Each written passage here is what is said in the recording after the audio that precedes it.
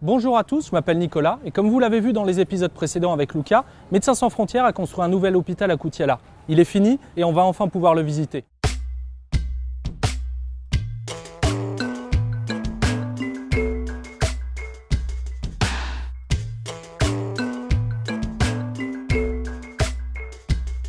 Le moment tant souhaité est là, on est tous contents.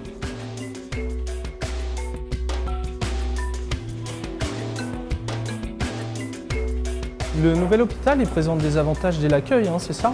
Oui, c'est ça, ça présente un avantage parce que ça nous permet d'accueillir le maximum d'enfants à la fois, puisque l'espace est assez grand, nous accueillons beaucoup d'enfants et parfois même jusqu'à 10 enfants à la fois.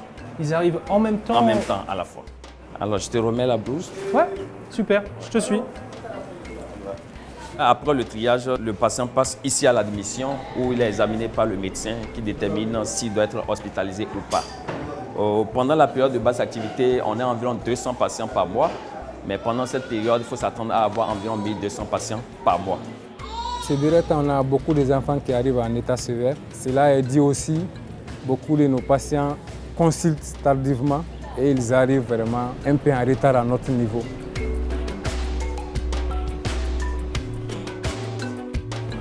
Comment vous vous préparez à gérer cet afflux de patients?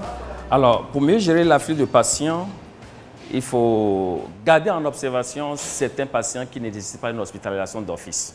D'accord. Alors donc, nous les gardons ici et quelques temps après, le médecin revient pour les réévaluer. Et si réellement l'état ne nécessite pas une hospitalisation, on leur donne des médicaments et puis rentre à la maison avec pour un traitement ambulatoire.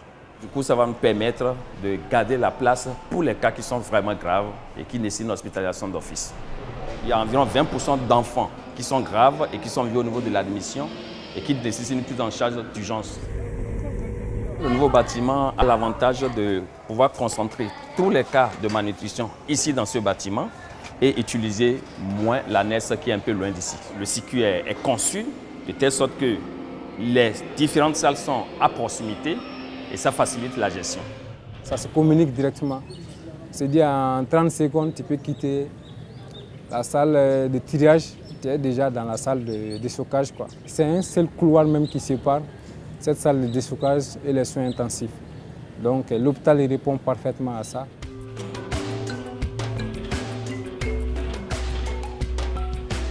Ici, nous sommes aux soins intensifs et ces enfants nécessitent une surveillance stricte, assez rapprochée. Et c'est d'ailleurs pour ça que dans cette même salle, nous avons un petit bloc de réanimation où lorsque l'état de l'enfant se dégrade, il faut l'amener ici pour assurer sa prise en charge assez rapidement. Il y a une bonne accueil du nouveau bâtiment.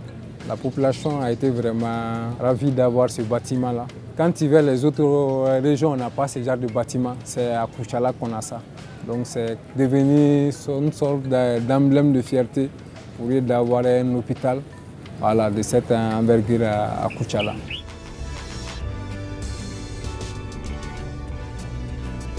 On a fait un petit tour rapide de l'hôpital parce que l'hôpital est grand. Il y a d'autres services, néonatologie, prise en charge des brûlés. Oui, tout à fait. L'idée ici, c'est d'hospitaliser les enfants de 0 à 5 ans qui le nécessitent et des enfants qui arrivent dans un état grave et puis d'autres qui sont dans un état qui ne nécessite pas une hospitalisation tout de suite.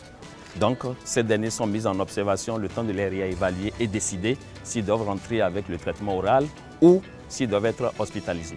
Les équipes MSF de l'hôpital de Koutiala travaillent avec de nombreux centres de santé dans la région pour éviter justement que les enfants n'arrivent dans un état trop grave à l'hôpital. Dans le prochain épisode, on va visiter justement un de ces centres de santé.